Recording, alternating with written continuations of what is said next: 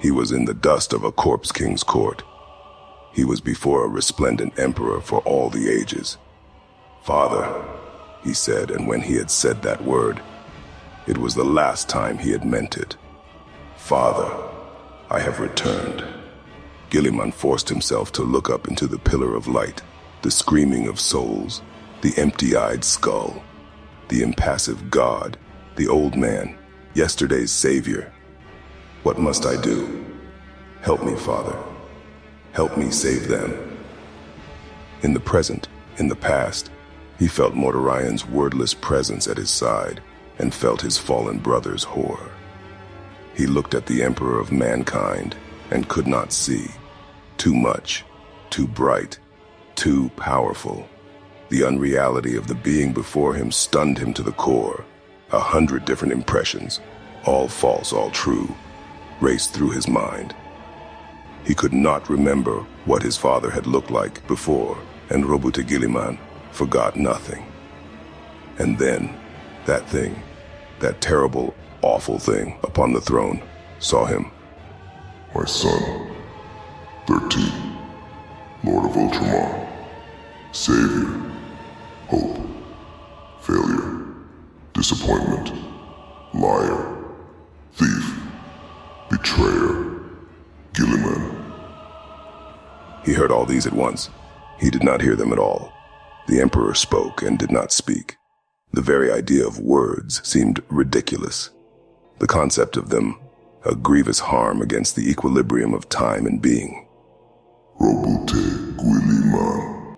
The raging tempest spoke his name, and it was as the violence a dying sun rains upon its worlds. "Guilliman, Guilliman, Guilliman."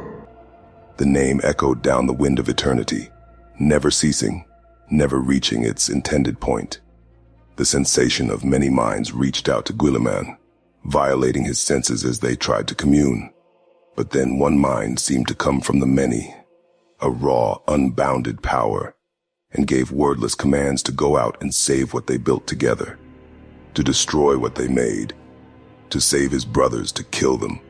Contradictory impulses, all impossible to disobey, all the same, all different. Futures many and terrible raced through his mind, the results of all these things, should he do any, all or none of them. "Father," thoughts battered him. "A son, not a son. A thing, a name, not a name. A number, a tool, a product." A grand plan in ruins, an ambition unrealized, information, too much information, coursed through Guilliman. Stars and galaxies, entire universes, races older than time, things too terrifying to be real, eroding his being like a storm in full spate carves knife-edged gullies into badlands. "Please, Father," he begged. "Father, not a father. Thing. The mind said. Apotheosis. Victory. Defeat. Choose. Fate.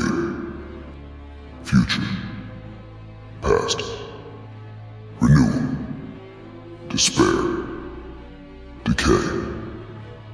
And then there seemed to be focusing, as of a great will exerting itself, not for the final time, but nearly for the final time. A sense of strength failing, a sense of ending.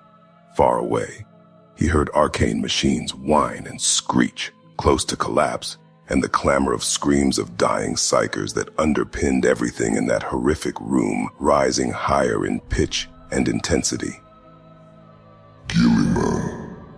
The voices overlapped, became almost one, and Guilliman had a fleeting memory of a sad face that had seen too much, and a burden it could barely countenance. "Guilliman, hear me. My last loyal son. My pride. My greatest triumph." How those words burned him. Worse than the poisons of Mortarian. Worse than the sting of failure. They were not a lie, not entirely. It was worse than that. They were conditional. "My last tool. my last hope. A final drawing in of power. A thought expelled like a dying breath. Guilliman.